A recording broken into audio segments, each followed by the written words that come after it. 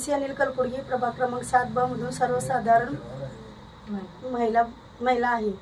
माझे नाव मानसी अनिल कलपुडगी। मी 12वी गल्ली येथे राहते। मी पक्षाची नाही, मी तुमची उमेदवार आहे। तुमचे प्रश्न, तुमची समस्या घेऊन मी इथपर्यंत आले आहे। राजकारणासाठीच नाही तर समाज कल्याणासाठी मी इथं आले आहे। प्रभागातील आपले कितीतरी मुद्दे आहेत, जी म्हणजे आपण सुरुवात केली तर पहिल्या खड्ड्यापासून जे उकरलेले रस्ते वगैरे, मी निवडल्यानंतर पहिले आपल्या खड्डेमुक्त प्रभाग क्रमांक 7 करण्याची सुरुवात करेन। राहिले आपल्या लाईटीचा प्रश्न हा का गरजेचा आहे?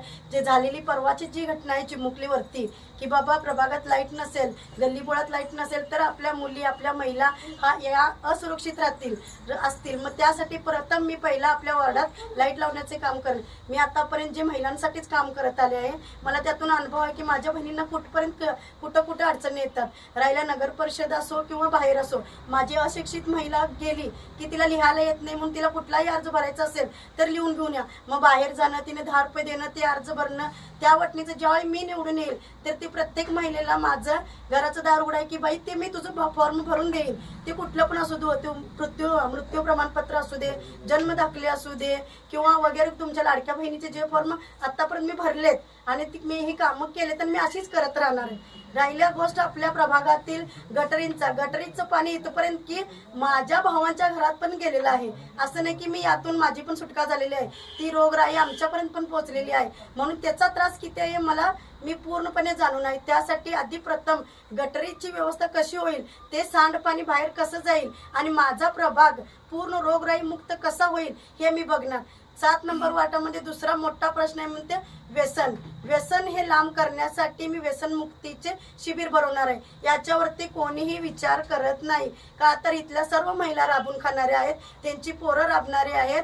त्या महिला, जी पोरांना तुम्ही व्यसन लागलेलं आहे, त्या महिला 1-1 रुपयाचं कष्ट करून घर चालवतात। त्यांना घर चालवण्यासाठी एकदा लोकांचे धुणं भांडी करण्याचं रात्री 10-10 वाजेपर्यंत त्या राबणार आहेत। मग पहिला प्रथम मी माझ्या भावांना, माझे वडीलधारे भाऊ असो, काका असो, माझे नातलग असो किंवा बाहेरच्या सर्वांना व्यसनमुक्ती हा पहिला मी इथं अभियान घेणार आहे, जेणेकरून माझ्या वार्डात सुधारणा होईल। माझ्या आया बहिणींच्या घरात जे होणारे रोजचे भांडण वगैरे ते होऊ नये। आता जे झालेले आपण प्रकार 7 नंबर वार्डात बघतो की आपल्याला सर्वांना माहिती आहे की आपण कोणकोणत्या अडचणीतनं जात आहोत, त्या अडचणी सर्व दूर करण्याचा मी प्रयत्न करेन।